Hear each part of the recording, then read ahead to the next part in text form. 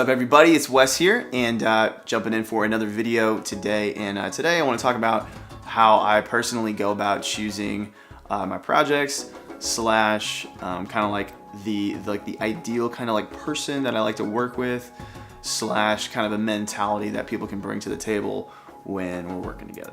All right, so basically one of two things is going to happen when you're working on a project with somebody. Either it's going to come about because I'm pursuing somebody for their work to work with me, or they're coming to me because they want me to work on their project. It's pretty much one of those two things. And basically what I'm going to talk through is the things that I like to see in that relationship regardless of how it starts out. Basically, how I go about choosing my projects is I really like it when people have a clear, distinct vision for what they want to do, typically. Or on the other side of that, if you don't have a clear vision, just come to the table knowing that and like be cool about like me offering creative insight into your project. I think one of the things that kind of bums most creators out is when people come to them and they say, hey, I've got this super specific idea for a super cool project.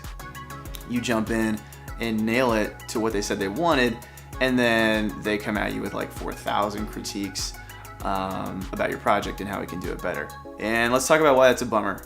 Well, because nobody likes unmet expectations, right? So when I'm choosing a project, it makes sense when somebody's expectations are in line, right? So if you have a specific idea, let's just knock it out and be done with it. That's sick. Like every creator likes doing that. I personally love doing that. And then let's talk about the other side of it though. So if you say, hey dude, hey Wes, like do my project, check it out. I want to give you some creative freedom here. Then you actually like have to let me do the creative part, right? So like respect my creative part of the process and I'll respect your like semi-vague vision. And for number two, everybody likes this in life, but let's just talk about people who are punctual, right? Let's just talk about people who know how to utilize different avenues of communication effectively. And a lot of it comes down to email, right? So if you say, yo Wes, okay, I think I have this sick vocal I'm gonna send you by 8:19 tonight. And I'm like, sweet, I kind of expect you to send me that by 8:19 tonight. And if it comes around to being 8:19 tonight and you haven't sent that to me, I'm not mad at you, but I'm bummed and I'm unimpressed because you haven't valued your part of the deal, right? So in short, punctual people, if you're gonna do something, just do it. All right, the third thing I'm looking for when I'm working with people is simply, I like to work with people who are motivated, right? Which makes sense, like nobody wants to work with somebody who's like a bump on a log, right?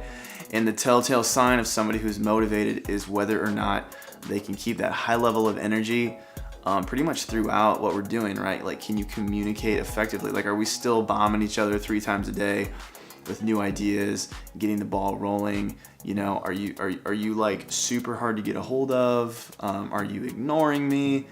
All those things kind of like tell me this person's either motivated or they're not motivated. And also with motivation, like things get done more quickly when you're motivated. And if things are moving along well, it's a good sign that the project is working out well for both of us. And then the final thing that is probably honestly the most important of people I like to work with is being honest about your expectations from day one. And I know what it's like actually to reach out to somebody that you want to work with and like kind of like fudge a little bit on your expectations or the details because you either want to appear more available than you are or have more resources or more networking or more abilities or whatever it is. But I'm just like pleading with you, don't do that for me or for the sake of anybody else you work with, because it just sets everything up to totally fail down the road. Specifically, I mean, imagine jumping into a project like specifically with me and I'm like, oh yeah, like I actually produce everything like from like scratch, and I also like mix the whole thing. Not true. And I also like can totally master this thing to like New York, LA quality. Not true. And then we get like 80% down the road and I'm thinking to myself, man, I kind of gotta like come clean about some of that stuff that I fudged on because I wanted the project.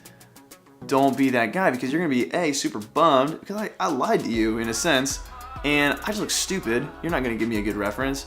You're not gonna be like, hey dude, I worked with this guy Wes White, it was sick, like you should work with him too, because expectations were just goofy, right?